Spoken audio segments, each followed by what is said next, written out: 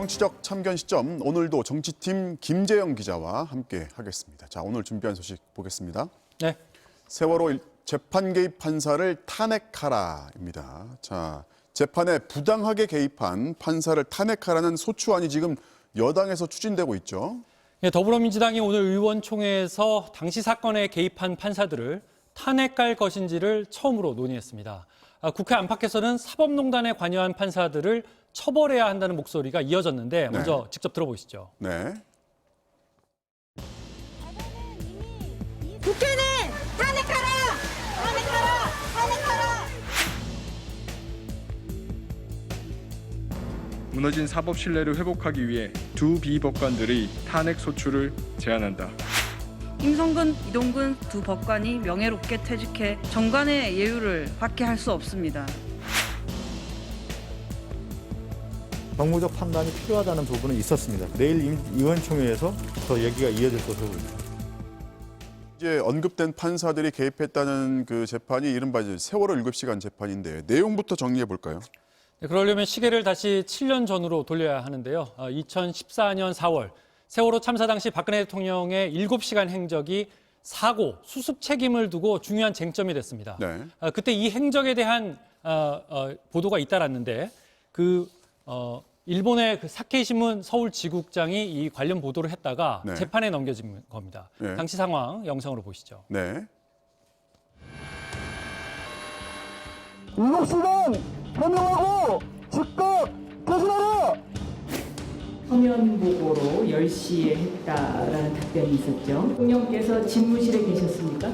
그 위치에 대해서 제가 알지 못합니다.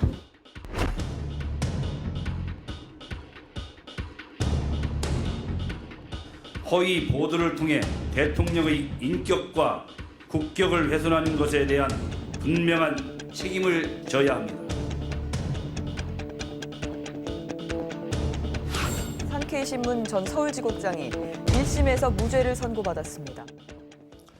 자, 정리하면 당시 대통령의 행적을 두고 언론에 의혹 제기가 잇따랐는데 이를 대통령에 대한 명예훼손이라면서 소송이 제기됐던 겁니다.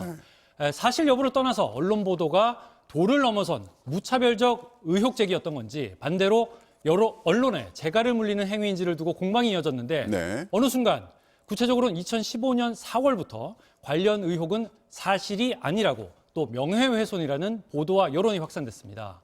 알고 보니까 이 과정에 당시 재판부였던 사건 담당 이동근 판사와 직속 상관인 임성근 부장판사가 이런 여론 작업을 진행한 정황이 드러난 건데 당시 이를 지시한 임성근 판사는 재판에 넘겨졌습니다. 관련 상황도 영상으로 보시죠. 네. 사법농단 전현직 법관 10명을 직권 남용 등의 혐의로 불구속 기소했습니다. 임성근 부장판사는 가토지국장 재판 담당 판사에게 이메일을 보냈습니다. 임 부장판사는 판결문을 미리 받아본 뒤 청와대에서 서운해한다며 개인에 대한 명예훼손이라는 문구를 넣도록 요구했습니다. 그리고 실제 판결문에 반영됐습니다. 1심 재판부는 무죄를 선고했습니다. 전형적인 제 식구 봐주기 논리라는 비판도 나오고 있습니다. 탄핵하라! 탄핵하라! 비리법관 탄핵하라! 탄핵하라! 탄핵하라!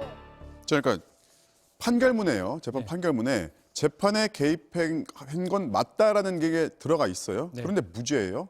선뜻 이해가 안 가요. 네, 판결문을 보면요.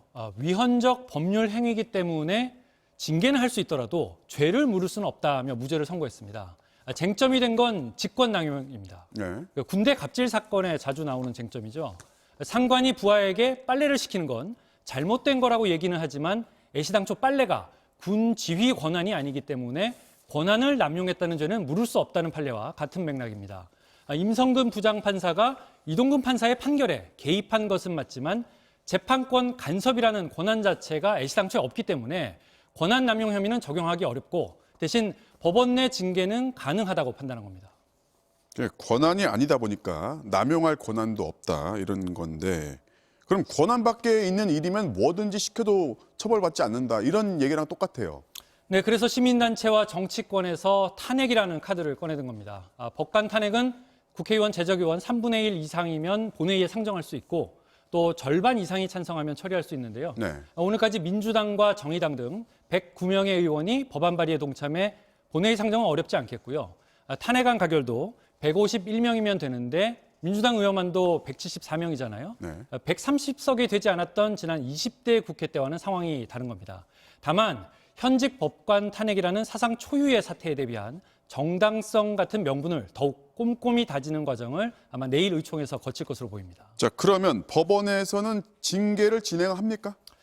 지금으로선 어려울 것 같은데요. 판사는 10년마다 법관 임기 갱신을 해야 하는데 임성근 판사는 연장 신청을 하지 않아서 하필 내일부터 퇴직 처리가 됩니다. 변호사 신분이 되는 건데 그러면 징계 대상이 아닌 거죠.